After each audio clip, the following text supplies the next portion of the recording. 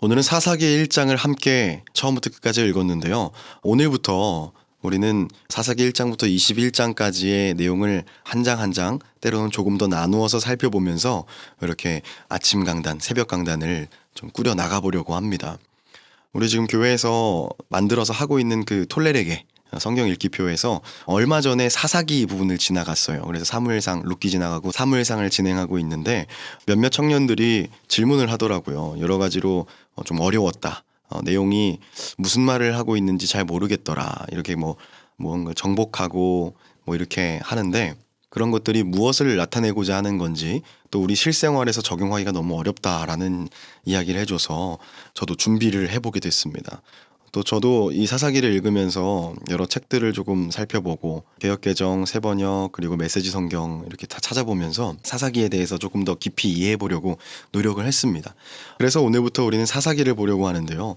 그 가운데 과거부터 지금까지 이어져 오는 하나님의 일하심과 섭리가 체험되어지고 사사시대의 교훈이 아침마다 새롭게 오늘을 사는 우리 안에 펼쳐지는 그러한 은혜가 누려지기를 소망하며 축복합니다. 사사기는 가나안 땅으로 진출한 여호수아가 죽는 것으로 시작하고 룻기의 이야기를 건너가면요. 이스라엘을 다스리는 왕이 세워지고 그 왕들의 이야기가 전해지는 사무엘상이 시작하게 됩니다. 그러므로 사사기는 정복시대와 왕정시대 사이의 이야기를 다루고 있다고 생각하면 좋을 것 같아요. 사사라는 말은 한자로 선비사자와 스승사자로 이루어져 있습니다. 그래서 사사가 어떤 인물인가를 한번 생각해보면 공동체의 어른이라고 생각하면 좋을 것 같아요. 영어로는 judge, J-U-D-G-E 이렇게 번역되어 있는데요. 왜 그런가 하니 그들의 역할을 살펴보면요. 평상시에는 백성들 사이에서 갈등을 조율해주고 판결해주는 재판관의 모습이었고 전쟁과 같은 비상시국에는 백성을 보호하고 군대를 또 지휘하는 어떤 전쟁 영웅이기 때문입니다. 물론 사사기에 등장하는 모든 사사들의 역할과 모습을 재판관과 지휘관으로 아우를 수는 없지만 다 이렇게 포함할 수는 없지만 그들이 무언가를 결정하는 어른 혹은 리더였음은 분명합니다. 여러분 여호수아 11장 23절 말씀 보면요. 이스라엘은 분명 가나안 땅을 완전히 정복한 것처럼 보입니다. 그렇게 표현되어 있거든요. 제가 읽어드릴게요. 이와 같이 여호수아가 여호와께서 모세에게 말씀하신 대로 그 온 땅을 점령하여 이스라엘 지파의 구분에 따라 기업으로 주매 그 땅에 전쟁이 그쳤더라. 이렇게 표현되어 있거든요. 하지만 사사기에는요. 그들이 차지했다는 그 땅에 남아있는 원주민들과의 어떤 토착 주민들과의 쫓고 쫓기는 싸움 이야기가 등장합니다. 그래서 엄밀히 말하면요. 이 정복 전쟁은 사실 완벽한 정복은 아니었던 것으로 보입니다. 그들의 정복은 차라리 정착이라는 말이 더 어울렸던 것 같아요. 그들은 지파별로 나눠 가진 각 지역에서 대개 산간 지역에 정착합니다. 사람이 살기 어려운 어떤 척박한 땅에서부터 살기 시작했다는 거예요. 그리고 원래 살던 토착 주민들과 때로는 싸우고 때로는 타협하면서 조금씩 더 살기 좋은 곳으로 확장하고 이 삶의 터전을 넓혀갔던 거죠. 정착해 나갔던 것이죠.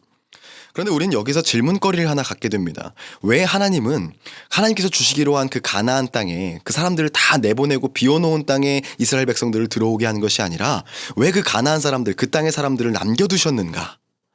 이게 궁금합니다. 이 질문에 대해서요. 비블리아 연구소의 이익상 목사님은요. 그분에 져서 내가 왕이었습니다. 이 책을 통해서요. 다음과 같은 답을 던집니다. 제가 읽어보니까요. 그것은 이스라엘 백성들이 하나님을 인식하게 하고 그들의 현실을 점검하게 하며 그들의 역사를 알게 하기 위해서였다. 그것을 위해 가나안 사람들을 가시처럼 박아두어서 깨닫게 하기 위함이라는 것입니다. 이 이익상 목사님의 표현들이 저에겐 참 와닿았고요. 동의가 됐습니다. 하나님께서는요. 이스라엘 백성들에게 오직 하나님만이 이 땅의 주인이라는 것을 인지하게 하고 전쟁이라는 어떤 긴장을 통해서 하나님을 의지하고 동행하고 있는가를 스스로 점검하게 하시고 또 전쟁 경험이 없던 출애굽 3세대가 전쟁을 통해서 이스라엘의 역사를 생각해보게 하셨습니다. 그리고 그 가운데 정체성이라는 것이 얼마나 중요한가에 대해서 알려주고 계신 것 같아요. 이스라엘에 국한되지 않는 하나님께서 이 이방인들을 통해서도 이러한 것들을 섭리하고 계신 것입니다. 이 이방인들을 그 땅에 남겨둠으로써요. 하나님께서는요. 우리에게 약속한 땅을 주실 때에 비워놓고 주시는 게 아니라 내가 그 일을 뛰어들어서 해내길 바라십니다. 우리의 일함을 통해 그 땅 가운데 일하시는 하나님의 임재를 경험하게 하십니다. 가나안에 도착하면 다 끝날 것처럼 보였던 훈련의 장소, 단련의 장소가 다시금 제공되는 겁니다. 그래서 저는요. 이 사사기의 상황들이 제2의 광야같이 느껴졌어요. 이러한 사사시대가 200년간 지속됩니다. 그때의 이스라엘 백성과 그들을 이끄는 사사들은 어떤 상황을 만나게 되고 어떤 것들을 무엇을 배웠을까요? 오늘부터 우리는 사사기를 보려고 합니다. 그 가운데 과거부터 지금까지 이어져 오는 하나님의 일하심과 어떤 섭리가 체험되어지고 사사시대의 교훈이 아침마다 새롭게 오늘을 살고 있는, 현재를 살고 있는 우리 안에 펼쳐지는 은혜가 누려지기를 소망합니다. 그리고 축복합니다. 오늘 읽은 1장에는요, 가나안 땅에 정착했지만 토착민들과 공존해야 했던 이스라엘의 이야기가 시작됩니다. 그들은 정착을 정복으로 바꾸어 나가기 시작합니다. 토착민들을 그 땅에서 쫓아내기 시작한 것입니다. 그런데 19절에 이르면요, 그때부터 1장 전체에 걸쳐서 계속해서 반복되는 표현이 눈에 띕니다. 여호와께서 유다와 함께 계셨으므로 그가 산지 주민을 쫓아내었으나 골짜기의 주민들은 철병거가 있으므로 그들을 쫓아내지 못하였으므로. 산지 주민은 쫓아냈지만, 그 산에 사는 사람들은 쫓아냈지만 골짜기의 주민들은 철병거를 가지고 있어서 그들을 쫓아내지 못했다라고 표현합니다. 여러분, 산지는요, 사람이 살기에 적합하지 않습니다. 그런데 골짜기는 물이 흐르는 곳입니다. 사람이 살만한 곳이죠. 살기 좋은 곳입니다. 그런데 거기 사는 사람들은 철병거, 철제 무기를 가지고 있는 겁니다. 여러분, 당시 이스라엘 사람들은요, 철제 무기를 갖고 있지 못했습니다. 그들의 무장은 돌이나 청동이었어요. 한참 뒤에 사무엘상에 나오는 이 말씀을 보면요, 사울 왕과 그의 아들 요나단만이 철기로 무장했다고 이렇게 되어 있어요. 철제 무기를 사울 왕과 요나단만 가지고 있었다는 거예요. 이때도 흔치 않았는데 사사기 19절 당시에는 당연히 철제 무기를 기대하긴 힘들었겠죠. 그래서 그들을 이기지 못합니다. 쫓아내지 못합니다. 계속해서 볼까요? 20절, 21절도 보겠습니다. 그들이 모세가 명령한 대로 헤브론을 갈렙에게 주었더니 그가 거기서 안악의 세 아들을 쫓아내었고, 베냐민 자손은 예루살렘에 거주하는 여부스 족속을 쫓아내지 못하였으므로 여부스 족속이 베냐민 자손과 함께 오늘까지 예루살렘에 거주하느니라. 자, 여기서 계속 눈에 띄는 것이요, 쫓아내었고 쫓아내지 못하였으므로. 이게 계속 반복되거든요. 우린 헷갈리기 시작합니다. 쫓아낸 것인지 쫓아내지 못한 것인지 이 어폐가 있는 모순되는 말들이 계속 반복되고 있어요. 그런데 그것은요, 27절, 28절, 29절, 30절, 31절, 32절, 33절에도 같은 구조로 계속 반복됩니다. 쫓아내고 쫓아내지 못하고, 쫓아내고 쫓아내지 못하고. 녹록지 않은 현실이라는 거예요. 쉽지가 않은 겁니다. 어려운 거죠. 이러한 현실 가운데 그들은 계속해서 하나님을 붙들며 이 싸움을 이어갔을까요? 하나님을 인식하고 자신들을 돌아보고 점검하며 역사를 만들어 갔을까요? 그런데 그 가운데 눈에 띄는 구절이 있습니다. 28절 말씀인데요. 이스라엘이 강성한 후에야 가나안 족속에게 노역을 시켰고 다 쫓아내지 아니하였더라. 앞서 반복되던 쫓아내지 못하던이라는 표현이 슬그머니 쫓아내지 않았다로 바뀌었습니다. 못하는 것과 안 하는 것은 분명히 다르죠. 하지 않았다라는 것은요, 의지가 들어있는 것입니다. 못한 게 아니라 안 했다. 할 수 없는 것이 아니라 하지 않았다. 그들은 왜 그랬을까요? 이스라엘 백성들이 토착민을 쫓아버리고 그들의 정체성을 지키길 원하는 것이 하나님의 마음이었습니다. 그런데 그들은 그 즈음에 조금은 상황이 나아지고 세력이 조금 비등비등해졌을 때, 그때에 아마 타협하기 시작했을 거예요. 그들과 공존해가는 과정에서 꼭 하나님께서 말씀하시는 진멸만이 답은 아니구나라고 생각했을 겁니다. 이기는 쪽도 막대한 피해를 입는 정복보다 교류하면서 그들이 가진 문화를 배우거나 아니면 복속시켜 노동을 시키는 것이 더 이롭다는 판단을 했을지도 모릅니다. 혹은 아직 세력이 약한 지파는요, 그들을 몰아내는 것을 포기하고 그들의 비율을 맞추기로 결정했는지도 모릅니다. 하나님은 우상 숭배가 문화고 자랑인 그 이방인들과 동화되는 것을 막기 위해서 쫓아내라 명하셨는데 결국 타협합니다. 하나님의 말씀보다 그들의 도움을 얻고 이용하며 사는 것이 유리함을 알게 된 것입니다. 우리는 이 하지 않았다라는 이 짧은 표현에서 그것을 읽어낼 수 있어요. 그 결과는요, 내일부터 살펴볼 2장부터 등장할 우상 숭배와 하나님의 진노입니다. 그들이 공존이라는 명분으로 안정적인 삶과 맞바꾼 것은요, 정체성이었고 그것은 곧 하나님, 즉 신앙이었기 때문이에요.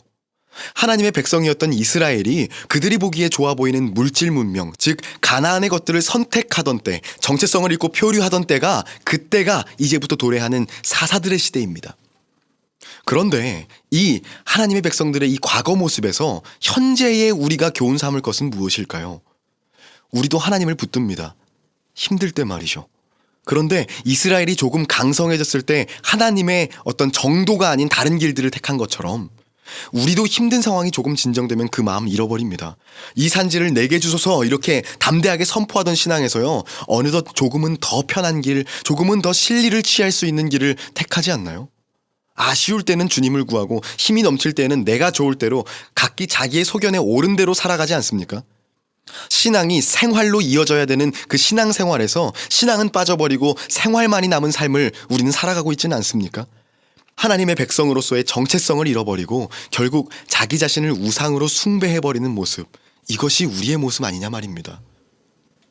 여러분, 우상에 끌리는 본능을 거스르는 것이 바로 신앙생활입니다. 하나님을 선택하고 그분이 주시는 복을 누리는 것이 바로 신앙생활입니다. 하나님께서는요, 우리에게 복을 주실 때 완성품을 주시지 않습니다. 마치 이스라엘에게 주어진 약속의 땅 가나안 땅이 불완전했던 것처럼 말입니다. 약속이 된 땅인데도 비워져 있는 것이 아니라 토착민들이 그대로 살고 있는 땅이었으니까요. 치러야 할 전쟁이 있었던 것처럼 말이죠. 불완전해 보입니다. 제가 생각할 때 하나님 주시는 그 완성품이 아닌 복 있잖아요. 그 복은요, 느낌표보다는 물음표인 것 같아요. 느낌표와 물음표는요, 그 뿌리에 동그라미라는 정체성을 동일하게 가집니다. 둘 다 아래에 동그라미 가지고 있잖아요. 저는 그게 정체성이라고 생각했어요. 하나님이 주신 복, 그 물음표 복은요, 우리가 하나님을 의지하며 하나님을 선택하고 하나님이 명하신 일을 우리의 정체성을 지키며 해낼 때에 똑바로 서서 느낌표가 될 것입니다. 우리가 그 물음표 시절의 동그라미, 그 정체성을 지킬 때에야 우리는 그 복을 느낌표로 바꿔낼 수 있음을 기억합시다.